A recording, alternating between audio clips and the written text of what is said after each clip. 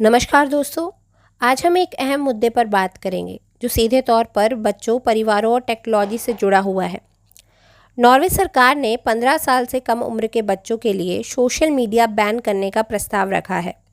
इसे लागू करने के पीछे उनके तर्क क्या हैं और इसका समाज पर क्या असर हो सकता है, इन सभी पहलुओं पर आज हम चर्चा करेंगे। सबसे पहले हम ये जानते हैं कि आखिर ये जो मुद्दा है वो क्या है। नॉर्वे की सरकार का मानना है कि सोशल मीडिया बच्चों के मानसिक स्वास्थ्य पर बुरा असर डाल रहा है। इसलिए उन्होंने 15 साल से कम उम्र के बच्चों पर बैन लगाने का प्रस्ताव जो है वो रखा है। यह अपने आप में एक सख्त कदम है और दुनिया के सबसे सख्त सोशल मीडिया नियमों में से ये एक हो सकता है। इस बैन के पक्ष और विपक्ष दोनों में कई तर्क सामने आ रहे हैं, जिन्हें हम इस वीडियो में समझने की कोशिश करेंगे। अब हम जानते हैं कि बैन का कारण क्या है। आखिर क्यों लगा रही है सरकार बैन? तो भाई, जो नॉर्वे है उसकी सरकार का कहना है कि सोशल मीडिया बच्चों का मानसिक विकास और स्वास्थ्य प्रभावित कर रहा है। प्रधानमंत्री जोनस गहर स्टोरे ने इसे बिग टेक बनाम बच्चों के दिमाग कहा है।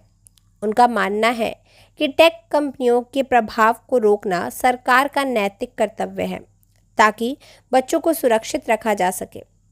सोशल मीडिया पर बच्चों का अत्यधिक समय बर्बाद हो रहा है, जिससे उनकी पढ़ाई और सामाजिक जीवन प्रभावित हो रहा है। अब हम जानते हैं कि जब पहले से ही 13 साल से कम उम्र के बच्चों पर बैन लगा हुआ है, तो ये फिर से 15 साल के से कम उम्र के बच्चों पर बैन आखिर क्यों? तो देखिए, हुआ क्या था। तो 2018 में नॉर्वे ने 13 साल से कम उम्र के बच्चों के लिए सोशल मीडिया बैन किया था, परंतु इसका असर सीमित रहा। नॉर्वे के मीडिया अथॉरिटीज़ की रिपोर्ट के अनुसार 9 से 11 साल के बच्चे भी सोशल मीडिया का उपयोग कर रहे हैं। तो ये दर्शाता है कि बच्चों पर बैन तो है, लेकिन उन्हें सोशल मीडिया से दूर रखना आसान नहीं है। तो देखिए भैया, आपने देखा होगा यहाँ पर तो 9 से 11 साल के बच्चों की बात हो रही है, परंतु आपने देखा होगा कि 9 साल से कम उम्र के बच्चे भी जो हैं वो आजकल इंटरनेट का इस्तेमाल बहुत ज़्यादा कर रहे हैं। ये जो सरकार का कदम है, जो कि 13 साल से कम उम्र के बच्चों के लिए लगाया गया बैन है, उनको एक बार उन बच्चों के बारे में भी सोचना चाहिए जिनकी उम्र 1 साल है या 2 साल है। वो बच्चे भी जो है वो अभी काफ़ी समय अपना व्यतीत कर रहे हैं फ़ोन पर। तो पेरेंट्स को भी जो है वो इस पर ध्यान देना चाहिए। अब हम बड़ी टेक कंपनियों का पक्ष जो है वो जानते हैं कि जो टेक कंपनियां हैं वो क्या तर्क दे रही हैं।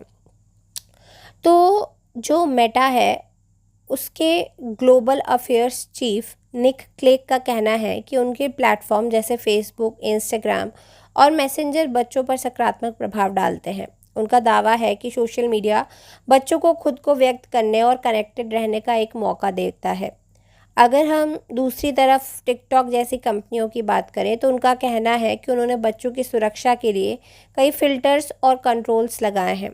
उनका मानना है कि प्लेटफॉर्म पर बैन लगाने के बजाय बच्चों की सुरक्षा सुनिश्चित करने के लिए उन्हें तकनीकी नियंत्रण बढ़ाना चाहिए। तो देखिए भाई, अब ये जो कंपनीज़ हैं बड़ी बड़ी, चाहे मेटा हो, चाहे आपका टिकटॉक हो, ये कंपनीज़ का व्यापार तो हमसे ही चल रहा है। कहने का मतलब ये है कि जितना ज़्यादा ह्यूमन इस्तेमाल करेगा इन सोशल मीडिया प्लेटफॉर्म्स को, उतना ज़्यादा यूज़र बेस जो है वो उनको मिलेगा। तो एक तरीके से ये अपना सकारात्मक पॉइंट तो रखेंगे ही। अब हम जानते हैं कि सरकार के नए कदम और जो एज वेरिफिकेशन को लेकर बात कही गई है वो क्या है। तो देखिए, सरकार का मानना है कि इस बार बैन को प्रभावी बनाने के लिए वह एज वेरिफिकेशन तकनीक जैसे फेशियल रिकग्निशन और ईमेल से उम्र की पहचान का उपयोग करेंगे। यह तकनीक बच्चों को सोशल मीडिया से दूर रखने में मदद करेगी। इसके ज़रिए सरकार बच्चों की सही उम्र का पता लगाने में सक्षम होगी, जिससे 15 साल से कम उम्र के बच्चों को सोशल मीडिया का उपयोग सीमित जो है वो किया जा सकेगा। अब हम पेरेंट्स की सहूलियत और चुनौती के बारे में जानेंगे कि जो पेरेंट्स हैं उनके लिए ये कानून कैसे मददगार होगा। नॉर्वे की चिल्ड्रन एंड फैमिली मिनिस्टर कैस्ट्रे टोपे का कहना है कि इस कानून से पेरेंट्स को बच्चों को सोशल मीडिया से दूर रखने में मदद मिलेगी। बहुत से पेरेंट्स खुद बच्चों को सोशल मीडिया से दूर रखना चाहते हैं, लेकिन उन्हें सही मार्गदर्शन की कमी जो है वो होती है। ये कानून उन्हें एक तरीके की सुरक्षा देगा और बच्चों को डिजिटल दुनिया से दूर रखने में मदद करेगा। अब हम विरोधी पक्ष की राय भी जो है वो जान लेते हैं, और जो ये नियम लाने वाली है नॉर्वे की सरकार, उसको लेकर आलोचना हो रही है, वो क्या हो रही है। तो देखिए, हर एक कानून के अपने आलोचक होते हैं और यहाँ पर भी ऐसा ही देखने को मिल रहा है। एआई विशेषज्ञ थॉमस एंगलेरो का मानना है कि सरकार के इस कदम का ज़्यादा असर नहीं होगा। उनका तर्क है कि आजकल सोशल मीडिया बच्चों और परिवारों के लिए रोज़मर्रा की ज़िंदगी का हिस्सा बन चुका है। स्कूल के कार्यक्रम और खेल गतिविधियों की जानकारी भी सोशल मीडिया पर साझा की जाती है। इसके बजाय एंगलेरो का मानना है कि पेरेंट्स को अपने बच्चों के साथ बेहतर बातचीत करनी चाहिए और उन्हें टेक्नोलॉजी का सही उपयोग जो है वो सिखाना चाहिए। अब हमने विरोधी पक्ष की राय जान ली। यहाँ पर अब हम जानेंगे कि अंतर्राष्ट्रीय दृष्टिकोण जो है वो क्या है, जो अन्य देश हैं उनका नज़रिया इस न्यूज़ को लेकर क्या है।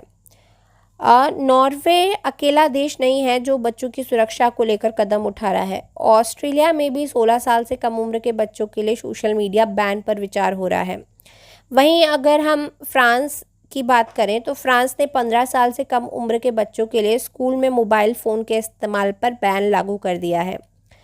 इसका जो उद्देश्य है वो बच्चों को एक सुरक्षित और फोकस्ड माहौल देना है। ये एक संकेत है कि अन्य देश भी डिजिटल सुरक्षा को गंभीरता से ले रहे हैं।